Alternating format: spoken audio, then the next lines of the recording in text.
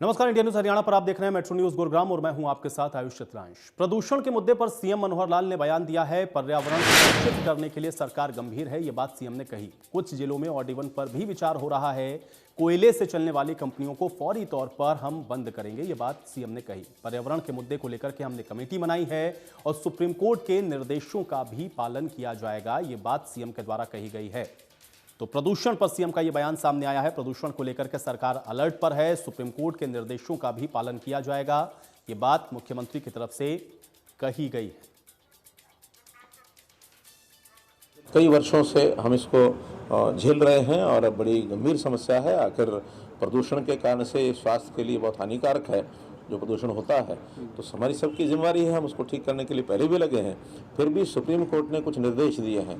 कल हमको जो निर्देश मिले हैं उसके अनुसार जैसे स्कूल कॉलेज हैं उनको कुछ समय के लिए बंद करना है, इंडस्ट्री जो है वो कुछ समय के लिए बंद करने की बात आई है। खास करके जो कोयले से चलने वाली इंडस्ट्री है, हमारे कुछ थर्मल प्लांट भी बंद किए गए हैं। वाहन जो हैं डीजल के, पेट्रोल के 10 साल और 15 साल के जो ज़्यादा पुराने हो गए उनको सड़कों से हटाने की बात की गई है। और हम विचार कर रहे हैं कि ऑड इवन का भी अगर कोई प्रपोजल एक आधे में सब लोगों ने मिलकर अगर विचार किया, उसकी सहमति दी, तो वो भी हम करने वाले हैं। और कुल मिलाकर ये समस्या गंभीर है। आज गुरुग्राम में एक कमेटी हमने इंजीनियर्स की बनाई है, जिसमें हमारे कमिश्नर एमसी जी और डीसी साहब भी, ये सब मिल करके उस कमेटी में डिपार्टमेंट्स, विभिन्न डिपार्टमेंट्स जो इंजीनियर्स जो हैं, बैठ करके कोई उसका और कोई व्यवस्था बनाई जा सकती है जिसमें से प्रदूषण को हम कम कर सकें, तो इसके लिए विचार करेंगे। और निश्चित रूप से प्रदूषण खत्म हो, ये लड़ाई हमने लड़नी है। किस प्रकार से पर्यावरण बना रहे, ये हम सबके लिए बहुत चिंता का विषय है।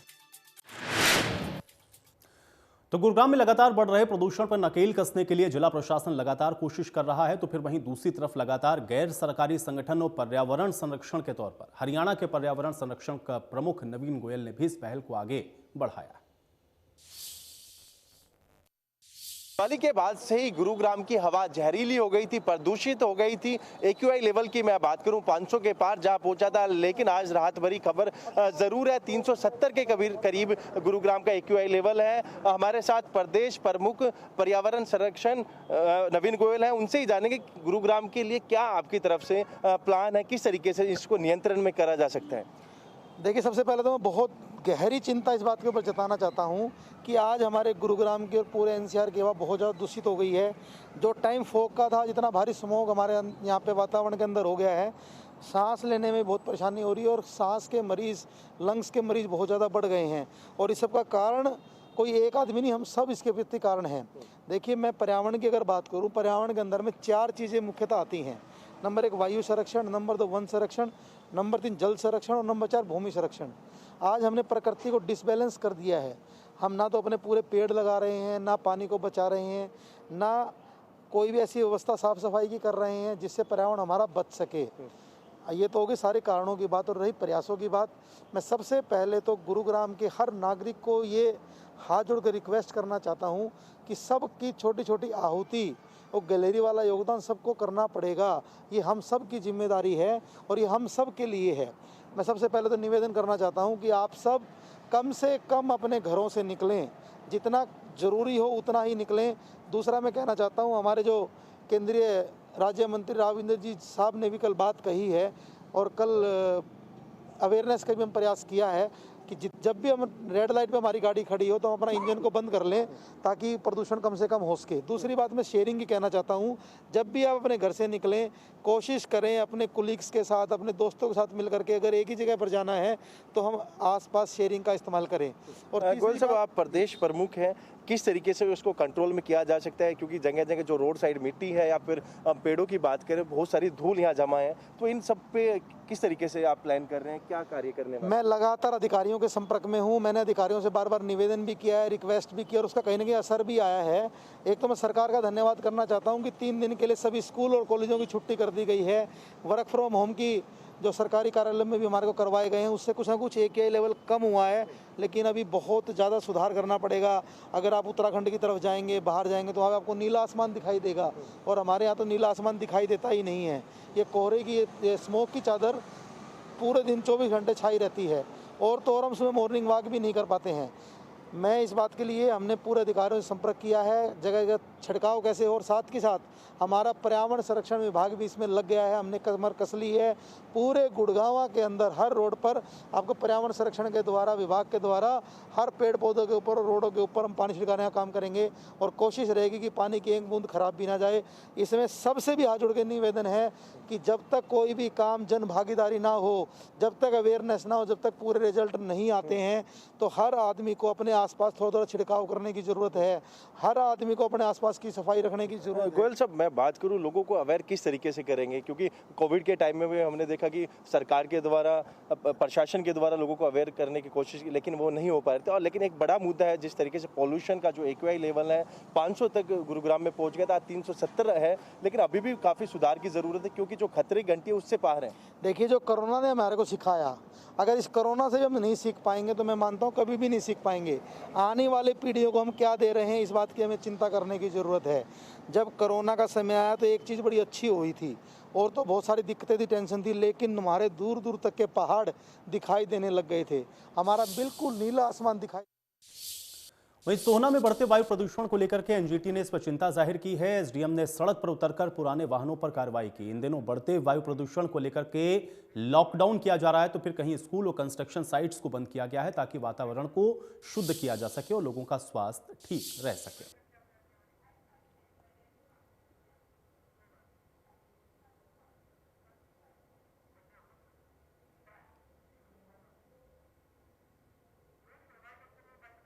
ये जो NGT, माननीय NGT के आदेशों की अनुपालना में हमने जो 10 साल से पुराने डीजल के और 15 साल से पुराने पेट्रोल के वाहनों की जो यहाँ काफ़ी आवाजाही हो रही थी, उनको रोकने के लिए उनकी चालानी की है। तो कुछ चालान भी किए हैं और जिनको इम्पाउंड करने की जरूरत है उनको इम्पाउंड भी कर रहे हैं। और कुछ जो MVI के, जो मोटर व्हीकल एक्ट के अनुसार जो अनुपालना नहीं हो रही, उन पर भी चालान कर रहे हैं। ये अभियान कब तक जारी रहेगा सर? ये बिल्कुल, अब हम इसको इंटरवली हर 1-2 दिन में, और इसका एक ये विशेष अभियान तो अभी 7 दिन हमारा जारी रहेगा। पुलिस को हमने निर्देश दे दिए हैं और साथ में हमने विभिन्न व्यापार मंडलों के प्रधानों को बुलाया था और साथ में सेक्रेटरी MC जो EO है हमारे, उनको भी बुलाया था और इनको हिदायत दे दी गई कि विदिन 7 डेज ये अपनी भी कोई भी लीगल इंक्रोचमेंट है इनको हटा लें, अदरवाइज हम कानूनी रूप से सख्त कार्रवाई करेंगे और इंक्रोचमेंट में किसी प्रकार की कोई कोताही नहीं होगी। अगर सर बाउंड्री के अंदर ये नहीं हटते तो किस तरह की कार्रवाई करेंगे? बिल्कुल, हमने पुलिस फोर्स लेकर और JCB और हमने हायर कर लिए, EO को डायरेक्शंस दे दिए, पुलिस को भी दे दिए, इनको सख्ती से हटाया जाए। तो वहीं बढ़ते प्रदूषण के चलते सरकार ने कोयले और प्रतिबंधित ईंधन से चलने वाली कंपनियां बंद कर दी हैं। उद्योग पर कोयले और प्रतिबंधित ईंधन से ज्यादा असर नहीं पड़ेगा। बिजली विभाग के द्वारा उद्योग को पर्याप्त मात्रा में बिजली दी जाएगी और पर्याप्त बिजली मिलने से उद्योग को कोयले और प्रतिबंधित ईंधन से चलने वाले उपकरण नहीं चलाने पड़ेंगे। बिजली कटौती से उद्योगों को भारी नुकसान हो सकता है। उद्योग जगत सरकार के दिए हुए दिशा निर्देश का पालन करेगा। गवर्नमेंट और सेंट्रल गवर्नमेंट दोनों तरफ से नोटिफिकेशन आया है कि 22 नवंबर तक जो फ्यूल्स हैं, डीजल और कॉल, इनसे रिलेटेड कोई भी प्रोसेसेस नहीं चलेंगे। तो अगर आप गुड़गांव डिस्ट्रिक्ट में देखते हो तो गुड़गांव या मानेसर सबसे बड़ा इंडस्ट्रियल एरिया है, तो यहाँ पे डीजल या कॉल से चलने वाली ज्यादा इंडस्ट्रीज या कोई प्रोसेसेस नहीं है। डीजल जनरेटर है हमारे, वो हमने बंद कर दिए हैं। गवर्नमेंट से इतनी दरख्वास्त है कि बिजली की सप्लाई अच्छे से रखे ताकि हमें जनरेटर चलाने की जरूरत ना पड़े, क्योंकि बहुत सारे प्रोसेसेस ऐसे हैं अलग अलग इंडस्ट्री में जो कंटिन्यूस प्रोसेस है, जहां बिजली गई तो बहुत सारा लॉसेज हो सकते हैं, लाखों रुपए के लॉसेज हो सकते हैं पर इंडस्ट्री। तो अगर बिजली सप्लाई होती रहेगी अच्छे से तो जनरेटर हम चलाएंगे नहीं। उसके अलावा हमारे पास PNG gas, piped natural gas यहाँ पे है। LPG से चलने वाले ज्यादातर व्हीकल है इंडस्ट्रीज में, तो इंडस्ट्री से ज्यादा पोल्यूशन है नहीं, तो हम सर्वाइव कर सकते हैं, कोई ज्यादा प्रॉब्लम आएगी नहीं। गुरुग्राम में CM मनोहर लाल की अध्यक्षता में ग्रीवेंस कमेटी की बैठक हुई है, जिसमें अप्रैल हाउस में आयोजित ग्रीवेंस कमेटी की बैठक में स्थानीय विधायकों के साथ साथ तमाम विभाग के अधिकारी मौजूद रहे हैं। इस बैठक में कुल 19 एजेंडों पर सुनवाई हुई है, जिसमें से ज्यादातर समस्याओं का CM ने मौके पर ही समाधान किया है।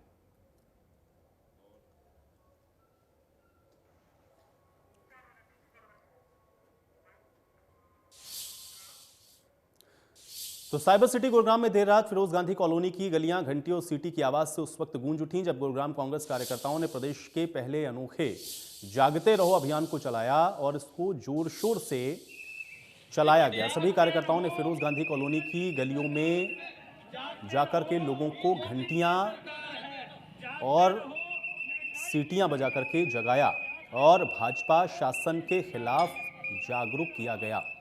कांग्रेस कार्यकर्ताओं ने इस दौरान पिछले 7 सालों के दौरान बढ़ रहे भ्रष्टाचार, अपराध, बेरोजगारी जैसे मुद्दे को लेकर के लोगों को जागरूक किया। का कारण लोगों में जागरूकता पैदा करना है, लोगों को जगाना है कि देखो यहाँ कितना भ्रष्टाचार हो चुका है, कितनी महंगाई बढ़ती जा रही है। इसके खिलाफ हम एक आवाज़ उठा रहे हैं और पूरे हरियाणा में ये कुमारी शैलजा जी के नेतृत्व में हमारी सोनिया AICC का प्रोग्राम है। बेसिकली सोनिया गांधी जी ने, राहुल गांधी जी ने सब नेतृत्व, उनके नेतृत्व में हम ये काम कर रहे हैं। देखिए, मंशा साफ है।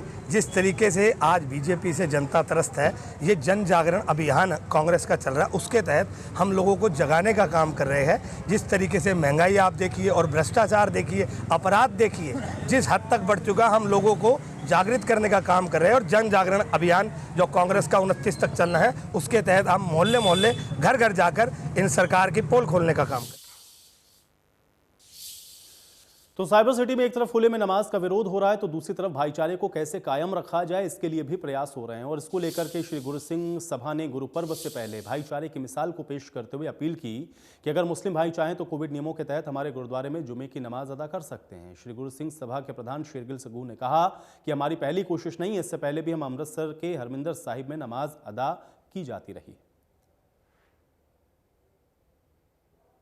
लड़की का निकाह भी कराया था, वो क्या स्टोरी है, एक बार थोड़ा बताएं। मैंने नहीं, हमारी मदर ने, हमारे पास एक बच्ची थी, मेरे ख्याल से छोटी सी आई थी वो।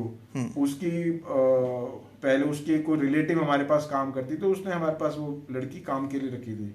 वो लड़की 10-12 साल हमारे पास रही लड़की वो, और तो हमारी कोई बहन वहन नहीं थी।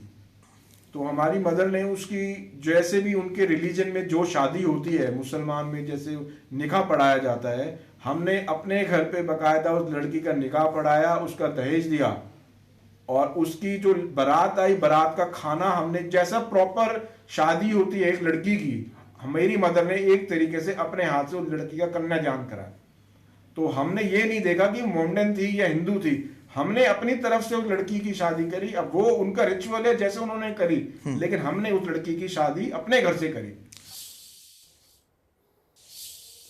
तो अफोर्डेबल फ्लैट्स के निर्माण में देरी पर town and country planning department ने डेवलपर प्रतिनिधियों को जमकर लताड़ लगाई, जिसपे STP संजीव मान ने डेवलपर प्रतिनिधियों के आदेश दिए हैं कि वो निर्माण कार्य की स्पीड को बढ़ाएं और ऐसा नहीं करने पर उनके खिलाफ FIR दर्ज करवाई जाएगी। बुधवार को दोपहर के बाद senior town planner affordable housing policy के तहत निर्माणाधीन प्रोजेक्ट्स की समीक्षा बैठक कर रहे थे। बेसिकली जो अफोर्डेबल ग्रुप हाउसिंग प्रोजेक्ट्स होते हैं हमारे, इसके लिए सरकार ने 4 साल का टाइम निर्धारित किया हुआ है कि जिस दिन कंस्ट्रक्शन स्टार्ट होती है उसके 4 साल में इसको कंप्लीट करना होता है। तो हमारे डायरेक्टर साहब की ये हिदायत है कि हम इसका टाइम टू टाइम इनको रिव्यू करें।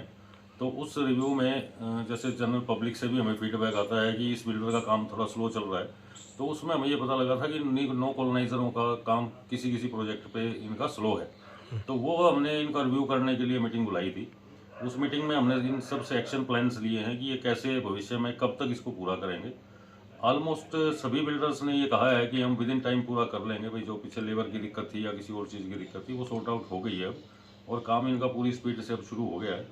तो सब ने ये अपना एक्शन प्लान उनको कहा है कि भाई अपना एक्शन प्लान सबमिट करें कि किस तरह वो टाइम में इसको पूरा करें। सर,